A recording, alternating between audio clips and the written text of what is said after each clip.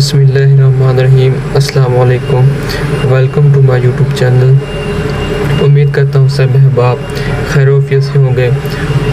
ہم آج بات کریں گے کہ رزق کی تنگ دستی کو دور کرنے کے لیے کیا پڑھنا چاہیے اور ہمارے نبی حضرت محمد صلی اللہ علیہ وآلہ وسلم کا اس بارے میں کیا فرمان ہے۔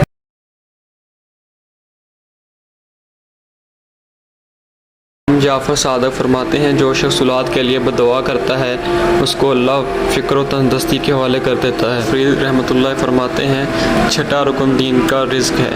اگر گھر میں رزق کی تنگی ہوگی، نہ نماز میں اور نہ عبادت میں کوئی مزہ آئے گا۔ انسان کے اوپر جو کچھ بھی ہوتا ہے اس کے اپنے ہی نامہ اعمال کی وجہ سے آتا ہے۔ رزق کی تنگی ہو چاہے کچھ بھی مشکلات ہوں، تو ہمیں سب سے پہلے جو کام کرنا چاہیے، اپنے گناہوں سے توبہ کرنی چاہیے۔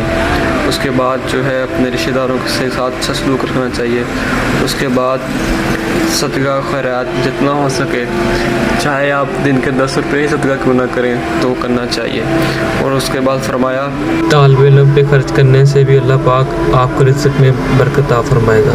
صحابی رسول حضور پاک صلی اللہ علیہ وسلم خدمت میں حاضر ہوئے اور فرمایا کہ یا رسول اللہ، میرے رزق میں بہت بے برکتی ہے، بہت تنگی ہے، تو کچھ عنایت فرمائے۔ حضور پاک صلی اللہ علیہ وسلم فرمایا کہ باوضو رہا کر، اللہ پاک تجھے غنی کر دے گا۔ کریں کہ آپ جو ہے تہجد کی نماز کی عادت بنائیں اور سجدے میں جا کے اللہ پاک سے دعا کریں، اللہ پاک آپ کے رزق میں اضافہ فرمائے گا۔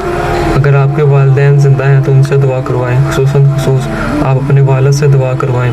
اللہ پاک آپ کے رزق میں اتنا اضافہ کروائے گا کہ آپ کو وہم و گمان بھی نہیں ہوگا آپ کو کہاں سے رزق آ رہا ہے۔ کی تنگی کو دور کرنے کے لیے روزانہ مغرب کی نماز کے بعد 21 دفعہ سورۃ الاخلاص اور 21 دفعہ سورۃ الکوثر پڑھیں۔ اول آخر 11 دفعہ درود شریف پڑھیں۔ اللہ پاک آپ کے رزق میں برکت عطا فرمائے گا۔ اگر زیادہ ہی رزق کی تنگی ہے تو آپ یہ عمل ہر نماز کے بعد کر سکتے ہیں۔ اور فرمایا، جس گھر میں مغرب کی نماز کے بعد سورۃ الواقعہ پڑھی جاتی ہے، کبھی اللہ تعالیٰ اس گھر میں رزق کی تنگ دستی نہیں آنے دیتا۔ جو شخص مغرب کی نماز کے بعد روزانہ 41 دن سورۃ الواقعہ پڑھتا ہے، اللہ پاک اس کے رزق میں بے انتہا اضافہ کرتا ہے۔